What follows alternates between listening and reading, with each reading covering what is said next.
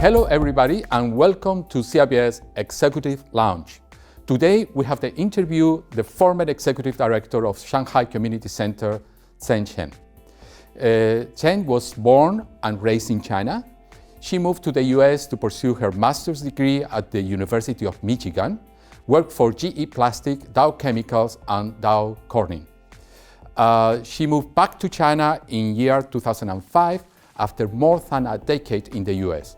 Served as Executive Director of Communities Shanghai from 2016 to 2019. So thank you, Zhen, for being here with us today. In recent years, we have seen many young foreigners coming to China, either for study or job opportunities. What do you think attracts people to come here? There are a few types.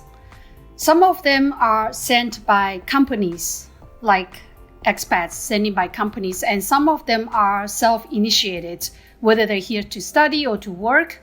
Over the time, as China developed, companies started to, sending more younger employees in the mid-range management to China, comparing to early years when we came back, we see more senior management and executives.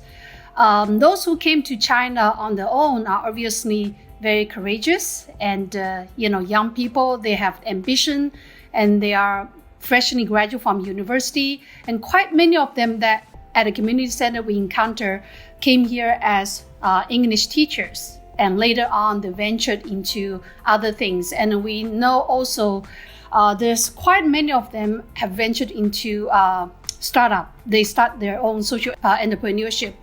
All of those attracting young people because of the great opportunities for the career development. Shanghai, for example, is a great place to start up your, if you have an idea, you can just come and you can easily rally people around and then do that. And there's also a big wave of, I would say, Chinese, but they later got education from US like me, and then they came here quite early, and they are also in the startup mode or investment bank. Giving you one example, zero waste. So this is a very young Belgian lady advocating living your lifestyle with zero waste. And she, of course, it's not that easy, but if you wanted to try something like that in China, Shanghai is the place. So I think a lot of that kind of a dream seeker are a big attraction for younger people now come to China. Regarding the expatriates, do you think China has become more or less expat friendly in these past years? Definitely more expat friendly. There is a Chinese saying, 见多不怪, meaning after you have seen many, they're no longer strange to you. So in the societal level, even though I'm sure for you and your kids, your boys, when they go on the street, they will still get a lot of curiosity, touching and feel them, but it's much less than that. So in that way, people just, naturally they see more, they get used to it.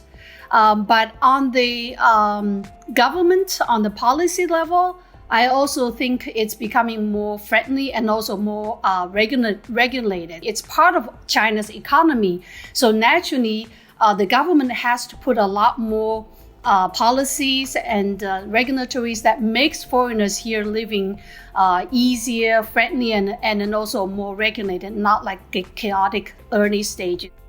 What are the short-term challenges that these foreigners face when they arrive here? I would say it's both short-term but also long-term. It's the same. Key thing is that be open. I'm kind of the bridge in between. So I can see that so many foreigners, they came to China thinking that they have known China. They have some kind of pre-knowledge. Some of them may even lived in China years ago, but still it's very easy for them to fall into the thinking paradigm that they think they know China, or they think certain things are not right. It should be this way. It should not be that way.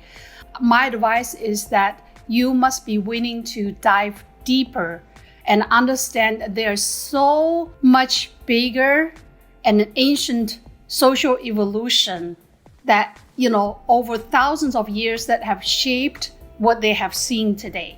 Because behavior is only the tip of the of the iceberg. So how many of you are willing to dive deeper and really see what's behind, what's underneath the iceberg? That's going to make them more successful in China. I'm myself an expatriate, yeah?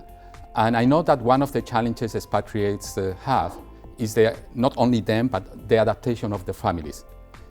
I solved my problem by marrying a Chinese, so I have no situation with my family. They are here, they are at home, yeah? But many of these expatriates bring their families that are also from other countries. And I know it's important that they also adapt, yeah? Can you give us examples of, on the family side, successful adaptation to living in China? Specifically difficult for professional, what they call trailing spouses, because they had their own established career, their own, social circle. So really, again, is to, my advice is that really find out your own self-value and then also dive yourself into the community. And whether it's your expat community or if you're there, expand into the local community, that's always the very important factor to be successful and to happy to have a balanced life here. Always like an example, she's American, her husband's Canadian, and her name is Heather.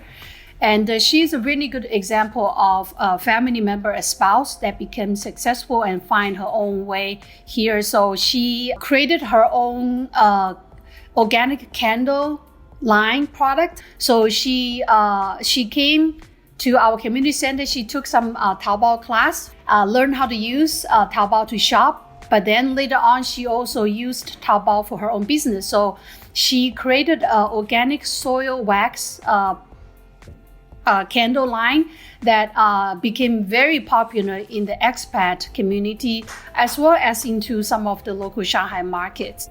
She has now repatriated back, but her product line continues. So she sold this to some other expats. So that's just one example is don't just idle and not do anything or complain or sitting there thinking what I'm going to do, but just go out, meet friends and do something. A follow-up question. You think personality matters? I mean, if the spouse is less or more extrovert, introvert, that has an impact in how they adapt to China?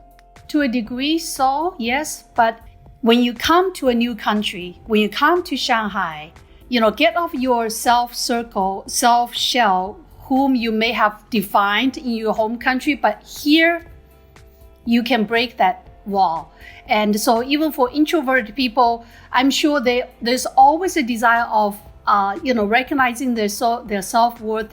So find your desire, and in Shanghai, no one cares who you were before and what you become. So it's you defining who you want yourself to be in Shanghai, and you may become a whole new person. My next question is about the community center in Shanghai. I know there is not unique in China. There are other centers, similar centers in different parts of the country.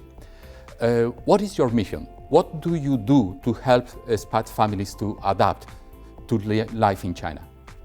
We have the three things: connect, support, and enable international in Shanghai. And what we do is that we actually help people from the very beginning when they landed in Shanghai. And then so we reach out, we find those people who are new to Shanghai. This orientation gives them a very good beginning introduction of all aspects of Shanghai. For example, how do you go to the bank? What about the water? What about the air quality, the food safety, and going see a doctor? So all of those very basic essentials we show them. We have experts in those areas talking, giving them orientation in all of those. So it's a half-day orientation. And then moving from that point on, we offer many classes, and a lot of those are for stay-home spouses that they have time during the daytime. They can come to our center and take those classes: language, hobbies, children's education. So we also have classes on those, on parenting, on those. And we also do some professional networking events, and as well as Friday markets, holiday bazaars. They can go meet friends and find interesting vendors. So we do many of those events that can really help, especially the stay-home moms or dads to feel connected, and they're also growing, learning. We basically ask people in the community, what do you like? And we also ask people in the community, what skills or what things can you offer to people? So it's that kind of really community-based flavor, which is different from other organizations. And two of our very unique services, charity and professional counseling. So we have a charity project called Giving Tree, which originated from an expat coming from US, and so she started this program, and it is still one of the most recognized and trusted projects after almost 15 years now in Shanghai. And then on the counseling part, I don't know how much you know, we are the first and then also still the biggest professional counseling organization in Shanghai. We have, at any given time, we have 20 plus counselors. I think we also offer counseling service to the international students. Your students have easy access to our counselor. It's very important, if I need to find a counselor, that I find someone that can really understand my whole upbringing, my culture, my struggling, and then all of that. That's how we say we are really trying to help and support everyone to succeed in China, in Shanghai. What about the second level cities in the country? Are they similar centers? Even in big cities, in the Tier 1, Shanghai Community Center is probably a very unique one, because it started by expats, really small, and then we grow. I'm not surprised that there will be something, but it's definitely not going to be the same as us. In fact, nowadays in Shanghai, we have another kind of similar center in Gubei, in the Hongqiao area, but this one is in collaboration, funded by the Gubei government. It's a very good model to have nowadays. So obviously, community center, we had a very different origin. We are also growing more and more closer collaboration with government, especially the Jingqiao. Actually, we are applying for a nonprofit organization status. Part of our leg is totally nonprofit, so the Jingqiao Township is our sponsor, helping us applying for the status. So the government definitely is recognizing the vitality of us there. So I think in the Tier 2, Tier 3 cities, probably it will be a similar model of joint effort between the government and the local private force joined together. I think that's really the way to go nowadays. Now, my question is, in a way, is about yourself, because you are a good example of a returnee, Chinese-born, educated abroad, worked for multinationals for some years, and then deciding to come back to China. And it seems that this is a trend that is growing. What is your opinion about this? And what was your reason to come back to China? Well, my husband was sent by his company. Mm-hmm. And it was a mutually agreed, very positive decision, because our reason was also back then we saw that the economy, it's really fast growing, and so was also the job opportunity. So we actually raised our hands, say, hey, we are happy if you will be send us back. So that was the motive for our career development as well. And so far, this has been really a good decision for both of us. Nowadays, for people who are also studying abroad and have experience, I don't think anyone needs to persuade them. They already see that China does offer abundant of opportunities in many different ways. Back in our time, most of us came back with the company, but I also see more and more what we call 海归, right? The sea turtle returnees. They came with the ambition of really starting the whole new career that no one has to teach them. They already learned all the skills, and then China is more and more welcoming. Quite often, expatriates and their families come to China. They move to a compound where they meet another expatriates. So they, in a way, remain like inside a bubble. They don't really connect with the outside world, with the China outside of the bubble. From your experience, what advice do you have for foreigners to move beyond this bubble? Very simple. Get out. I say get out the bubble. Well, one of the biggest bubble in Shanghai, expat bubble, is Biyun, Green City, right? You know, you can either just walk around by yourself on foot or bicycle or drive, get into the local residence. But if you don't, want to do that on your own, you want to have a little bit more, intellectual stimulation, join some of the tours. There are many tours, expat run tours, that will take you into the local area, get you to see what it's like. They have those breakfast tour that, you ride bike, you ride a bike, and then the tour guide will take you into the alleys, and then they will stop at those little breakfast stall, and you can have breakfast at one stall, and you continue pedal, you go to another, and through this, you really see this really interesting, rich culture of all those local living. But there's also many other tours you can join, very interesting. And once you have done enough of that, do your own walk. I'm also part of a local Shanghainese historical society, so I have both.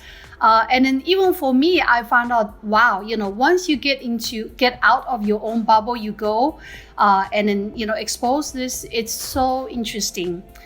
So get out of the expat bubble, but also get out of Shanghai. I tell every foreigner, Shanghai is not China. Remember, Shanghai is Shanghai. It's unique.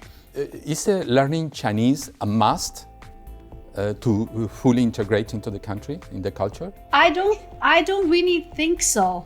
And then, some people, if that language is not their pursuit, don't make that as a barrier for you to understand the society. You can get around. You may need some survival Chinese, but that's it. And then have, phone nowadays, right? You can have a translator.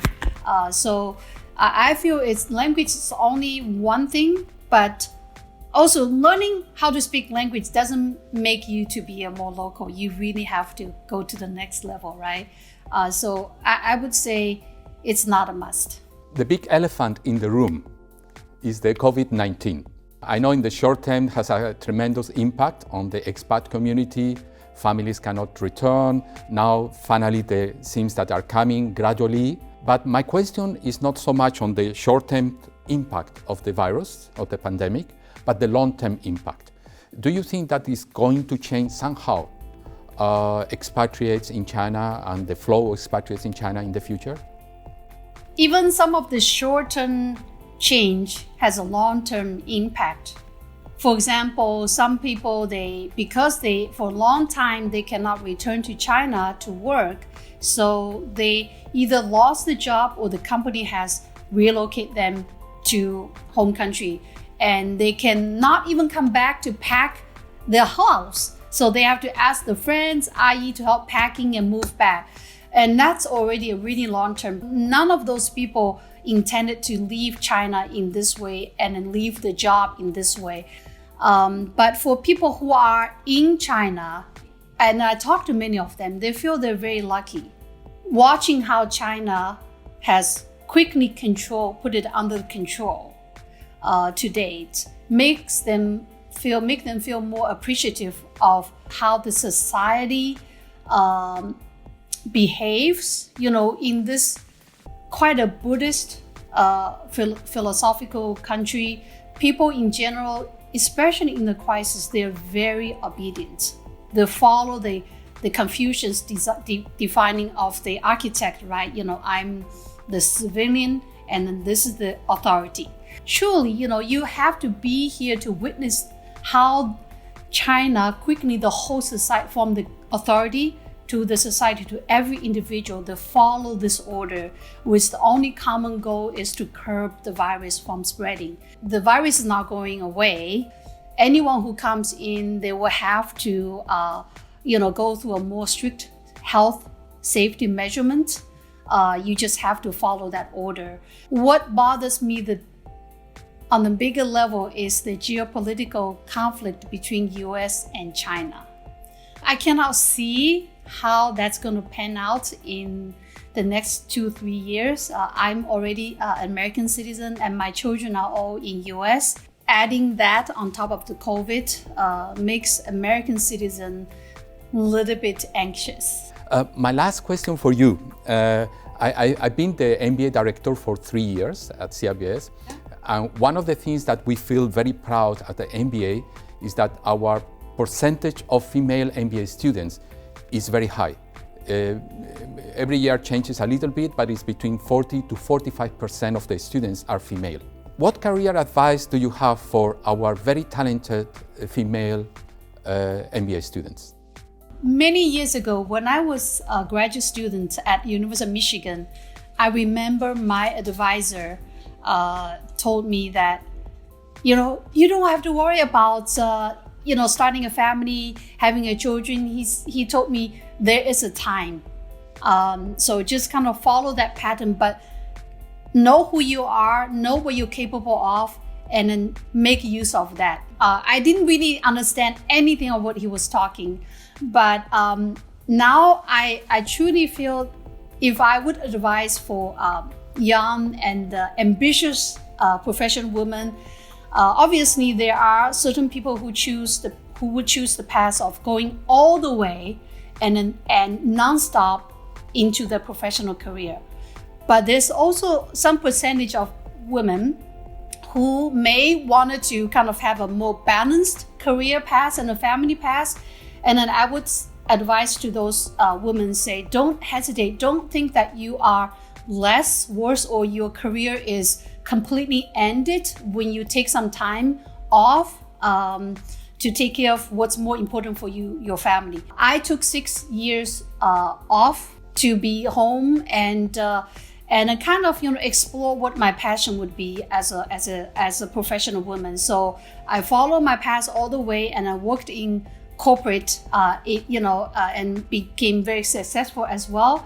But then at a certain point, I feel that my priority needs to be shifted to my family. So during those 6 years, I did full-time volunteer for my kids in school, for church, and also for women organizations and for many charity organizations. And that's when I also find that deep inside me, my passion is working with people, and especially for people who are less fortunate, and especially helping women to kind of fulfill their dream and become future leaders. So that's why I totally shift my career into Community Center Shanghai. And right now I left Community Center Shanghai. I'm still on the board, but I'm also exploring the entrepreneurship mind inside me now. So this year I'm venturing into many different ideas, but centered around my personal mission, which is to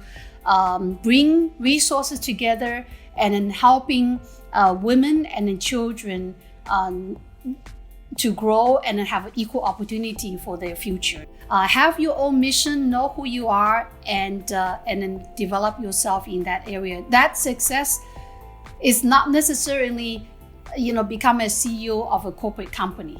There's so many ways of defining your success, but only you know what that success means to you. So I think that's the most important thing. But having all the basic skills, training, and have your network is very important. Obviously, having an MBA from CEOs is, kind of hit all of that check mark. So do really make great use and take advantage of that.